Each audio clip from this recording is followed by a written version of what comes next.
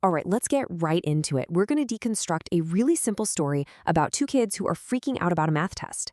But buried in all their panic and their parents' advice are some seriously powerful lessons about how to handle pretty much any high-stakes situation you can think of. I mean, you know that feeling, don't you? It's the night before a huge test or maybe a big presentation at work, and that cold wave of dread just washes over you. Well, that's exactly where this story kicks off. So, meet Gatu and Chinky. It is late, they are totally exhausted, and they're just staring at this math problem that might as well be written in another language. It's that classic moment where a tiny little obstacle suddenly feels like this giant, unbeatable monster, all because the pressure is on and the clock is ticking. So, here's our game plan for breaking this all down.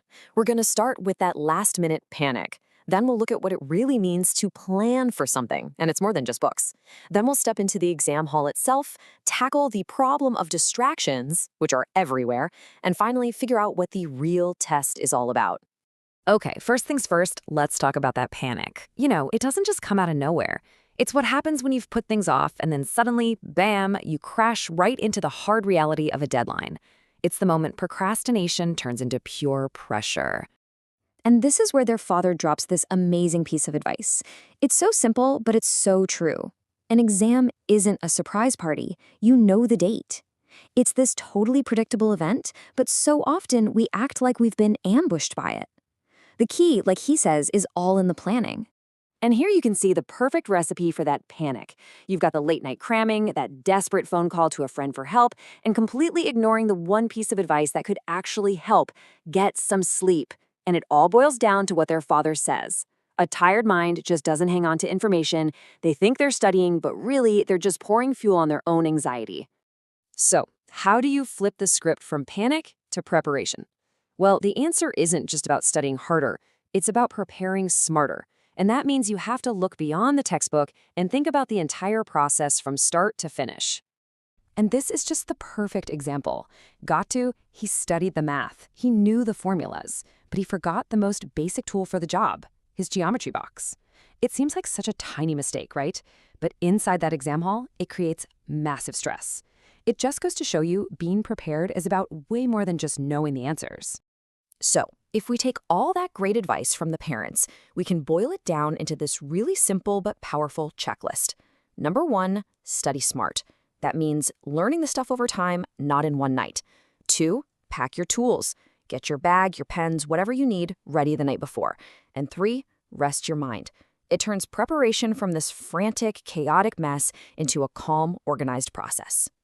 Okay, now we're in the exam hall, all the prep work is done, and a whole new test begins. This one's a test of your focus, of your composure when you're under pressure.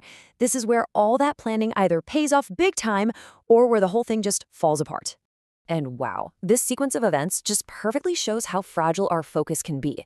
I mean, look at Chinky's experience. She starts off okay, but then one little distraction, her classmate Monty asking for an answer, completely throws her off track. That one interruption breaks her concentration, costs her time, and leads to that gut-wrenching moment with 15 minutes left when she realizes there's no way she's going to finish. It's a complete domino effect, and it all started with one moment of lost focus. And this leads us to a huge life lesson, one that goes way beyond a single school exam. The fight to stay focused, that's not some special event. That's a battle we all have to fight every single day. Now, what's really fascinating here is the contrast. You've got the exact same distraction, Monty, who goes to both Goody and Chinky. But their responses, totally different outcomes. Goody, the focused one, sees the distraction for what it is and just ignores it. She protects her time, she protects her grade. Chinky, on the other hand, she engages with it, and her performance pays the price. It proves that staying focused is an active choice you have to make. And here's the father's wisdom again, taking this from a simple classroom problem to a full-on life philosophy. The Montes of the world, the people, the notifications on your phone, all the interruptions that pull at your attention, they're always going to be there. The skill isn't finding a magical world with no distractions, it's learning how to get things done anyway. So, all of this brings us to the final and I think most important takeaway. This story isn't really about passing a math test. It's about building the habits that help you succeed in any challenge life throws at you. And at the end of the day, it all comes down to this one word: discipline. Now, this isn't about being super rigid or punishing yourself. It's the skill, the ability to keep your eyes on the prize, to remember your goal even when you're stressed, tired, or everything around you is trying to pull you in a million different directions. And that is the single most important idea to take away from all of this. The final score on the page is just a number. The real win is in the habits you build along the way. Habits of preparation, of focus, and of resilience. So let's just lay them out. First, planning, so you don't forget your metaphorical geometry box.